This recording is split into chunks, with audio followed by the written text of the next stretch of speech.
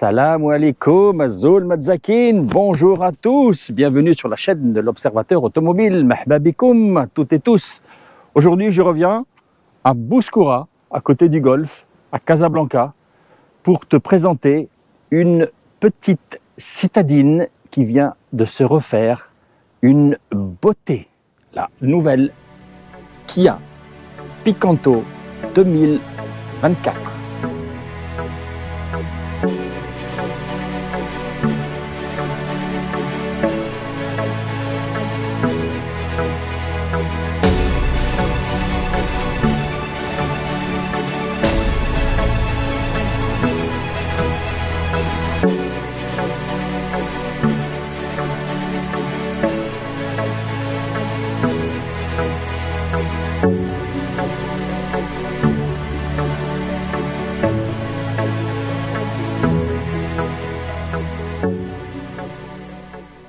Deux profils, difficile de voir le changement de cette nouvelle Picanto restylée 2024. Si on commence par les jantes, oui, nouveau dessin, les portières sont les mêmes, les poignées de portières sont les mêmes, mais si on avance, voici ce que l'on découvre sur cette nouvelle Picanto. Nouvelle signature lumineuse que l'on retrouve maintenant sur la nouvelle K5, sur le nouveau Sorento et sur le nouveau Carnival. Donc tu peux voir que tout a été redessiné. C'est très joli et c'est surtout très sportif et racé. La calandre, tu le vois, a été pratiquement redessinée. Bon, on peut dire même complètement redessinée avec des petites entrées d'air. Tu le vois ici. Cette nouvelle calandre en nid d'abeille qui permet de refroidir tout le système d'huile et de climatisation. Le nouveau logo que tout le monde connaît, là-dessus on va pas revenir. Et tu vois cette nouvelle ligne de capot, regarde, toute droite. Moi j'aime bien cette géométrie que nous mettent les designers, tu vois, avec des lignes vraiment droites. Moi j'aime bien ça. Le capot, petit capot, légèrement bosselé, qui vient revenir, tu vois, sur le début de la calandre, ici. Moi, je trouve que ça lui donne un nouveau caractère.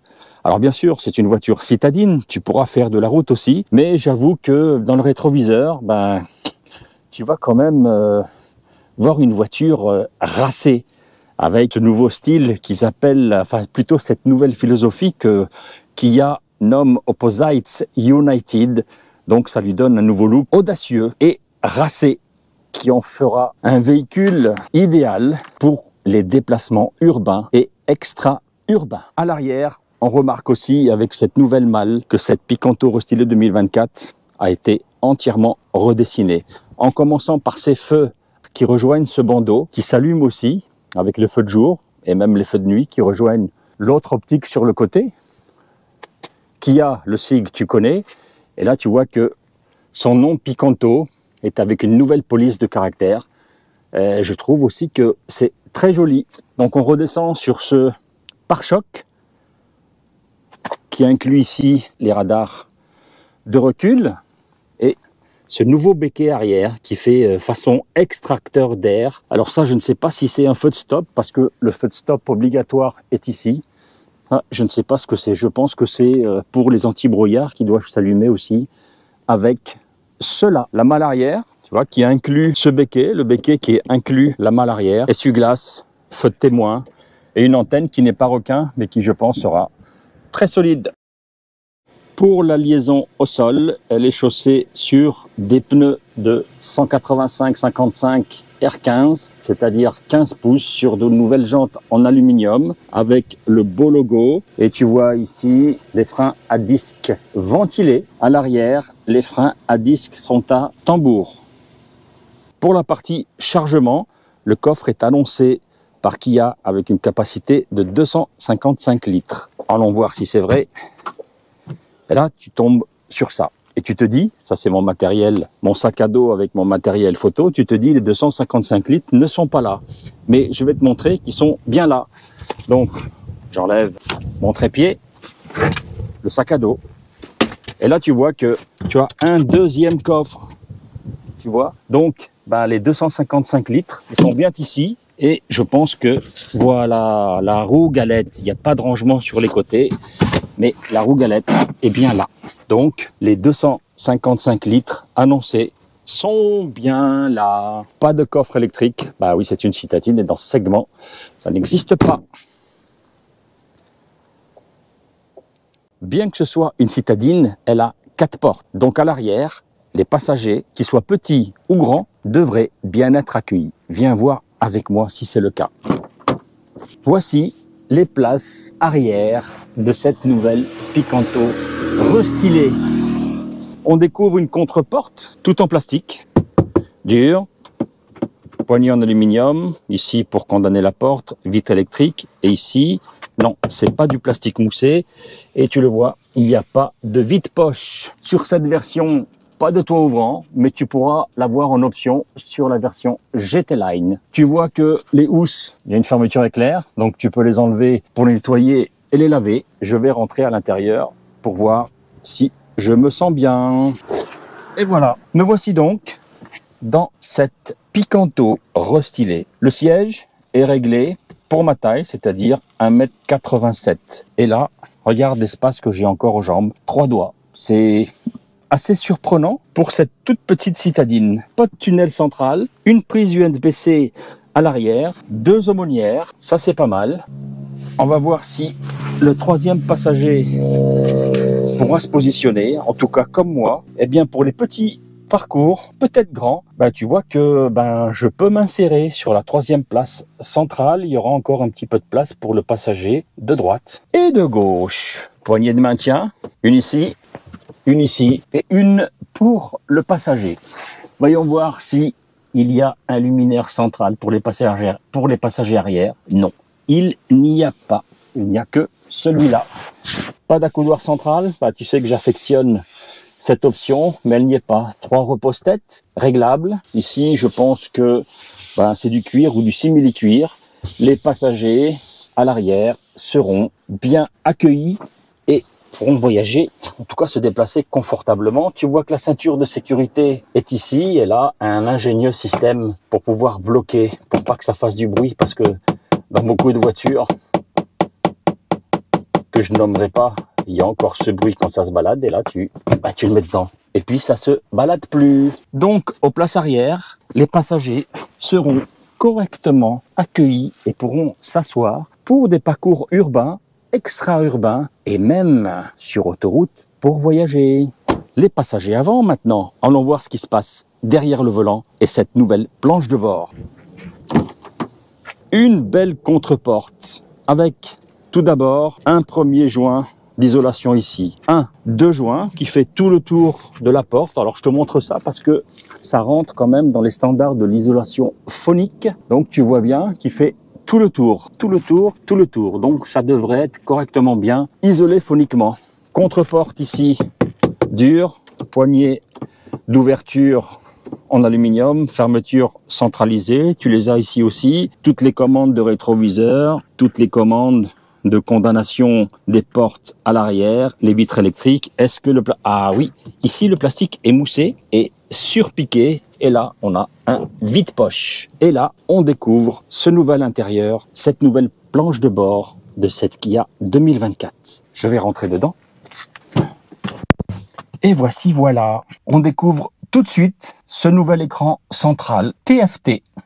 Je pense qu'on doit être dans les dimensions de 10 pouces avec toutes les informations nécessaires au conducteur. Ici, toutes les commandes pour rentrer justement dans le menu et la configuration de tout cet écran. Et ici, commande radio, tous les modes, les favoris, raccrocher, le téléphone, mais pas de régulateur de vitesse, bien sûr. C'est une citadine volant avec un repose-pouce. Ici, en haut, en cuir, avec des surpiqûres, et ici granulé, et là tu le vois, un petit méplat, façon sport. Moi j'aime bien l'effet granulé. Donc, tu vois, menu entièrement paramétrable. Derrière le volant, on trouve les commodos ici, voilà, pour l'allumage des phares automatique, anti-brouillard, clignotant, ainsi de suite. Ici, le commodo pour commander Les essuie-glaces aussi en mode, il n'y a pas de mode automatique sur les essuie-glaces. Donc ça veut dire qu'il n'y a que l'allumage des phares automatiques, mais pas le détecteur de pluie.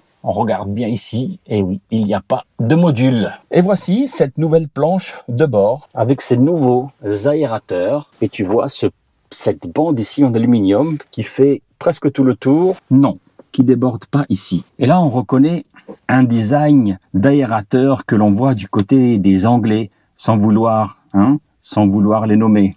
Tu t'en rappelleras. Au-dessus, c'est du plastique dur, mais certains aimeront le plastique moussé, mais à force de le voir, moi, ça me déplaît pas. Et en plus, pour les températures au Maroc, je trouve que ça résiste beaucoup mieux à la chaleur. Rétroviseur, pas électrochromique, commande manuelle. Bon, c'est pas plus mal. 2 pare-soleil, avec ici, voilà, l'allumage automatique. Là, le plafonnier, comme je disais, c'est le seul qu'il y a. Il n'y en a pas un autre derrière pour les passagers. Deuxième pare-soleil, avec ici le miroir de courtoisie pour le passager ou la passagère, mais sans aucune lampe qui s'allume. Compartiment de rangement sous la planche de bord. Voilà. Ah oui, c'est profond. Il y a de quoi mettre tous tes papiers et même de documents. Vide-poche pour le passager, ses commandes électriques, son accoudoir moussé aussi. Et ici, la même contreporte. Les rétroviseurs sont électriques et se ferment automatiquement, sont réglables électriquement et se ferment automatiquement quand tu condamnes les portes et que tu fermes la voiture. En plein centre du tableau de bord, voici cette nouvelle dalle de 8 pouces où tu pourras retrouver le design des menus déjà dans les Kia, donc qui a laissé m'a paru ergonomique, très réactif pour rentrer dans les médias, tu vois, c'est très réactif pour les radios, pour le média, pour le setup, tout est réactif. C'est bien pensé et c'est quand tu conduis, c'est bien à la portée de ta main. Bien sûr, les commandes physiques de la ventilation et de la climatisation restent à portée de main. Réglage de la température, réglage de la vitesse de ventilation. Ici, pour ouvrir et fermer l'entrée d'air. Je précise bien que ce petit sigle-là, c'est pas quand tu as fait un accident, tu appuies dessus, tu reviens en arrière et tu as réparé ta voiture. Non, non, je déconne, c'est une plaisanterie. Mais il y en a beaucoup de personnes qui ne savent pas à quoi ça sert. Ici, le sens de l'air, dégivrage arrière, dégivrage avant. Une prise regarde. Un allume-cigare 12 volts pour charger ton téléphone et regarde la puissance. 180 watts. Donc, tu pourras charger ton téléphone rapidement. Une prise USB-C type A et une prise USB-C type C. Je pense que c'est pour le MirrorLink, pour l'Android Auto et l'Apple CarPlay. Et ici, sur cette version GT Line, un chargeur à induction qui fonctionne, oui, qui fonctionne bien. Tu as ici 2 portes gobelets et portes café qui sont accessibles et sur lesquelles tu pourras mettre une bouteille d'eau ou un verre de café et tu peux aussi le rabattre, tu vois, pour gagner de l'espace et le remettre. Des touches ici, je pense que c'est pour ajouter certaines fonctions, mais sur ce modèle, elles n'y ont pas. La boîte automatique à 4 rapports. Alors, Kia sur ce modèle a conservé ce guidage cranté. Ça plaît pas à tout le monde. Moi, ça me plaît pas beaucoup parce que très souvent, il faut que tu regardes la manœuvre que tu es en train de faire. Quoi qu'il en soit, ça marche très bien. Marche arrière, position point mort. D3, ça c'est pour rouler tous les jours en ville. Mettre en D2, c'est quand tu tractes une remorque ou que tu as beaucoup de charge à l'arrière de ton véhicule. Ici en position 1 quand tu es en montagne pour avoir justement pour avoir peut-être plus de couple et avoir plus de réactivité à l'accélération. Pas de frein de parking automatique, c'est à la main, à la force. Et ici, un accoudoir. Alors, j'ai découvert que l'accoudoir, tu vois, il était réglable. Et à l'intérieur, un petit vide-poche, mais vraiment tout petit. Je pense que tu peux peut-être pas mettre... tu peux mettre une petite bouteille d'eau d'un demi-litre, pas plus. Les sièges qui sont d'un bon confort, tu vois, en mélange cuir et sky. Sur ce modèle, tu vois que c'est du cuir perforé, donc c'est très bien pour la transpiration. Les ceintures de sécurité réglable en hauteur pour les petits et les grandes tailles. Ça, c'est pas mal. Je te l'ai montré tout à l'heure. Pour ceux quand on la trouille, quand tu roules vite, pour s'accrocher. Donc, tu vois, il y a un maintien latéral qui est pas trop mal pour une petite citadine. Sous le capot, 2 motorisations.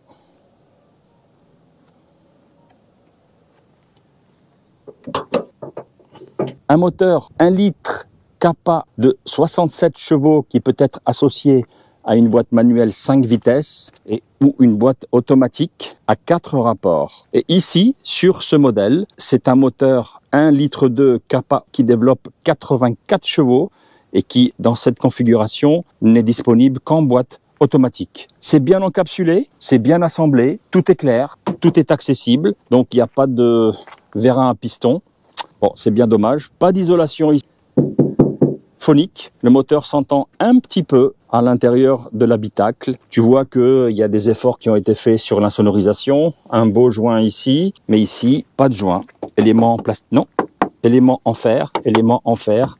En plastique. Bon, c'est correctement bien assemblé. Liquide refroidissement moteur. Liquide lave-glace. Le contrôle de l'huile. La pointe du liquide des freins. Et la batterie. C'est très bien assemblé.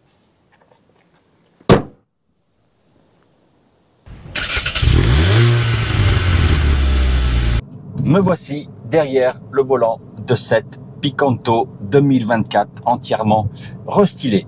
Bon, j'ai trouvé tout de suite ma position de conduite parce que le siège est aussi réglable en hauteur. C'est bien enveloppant.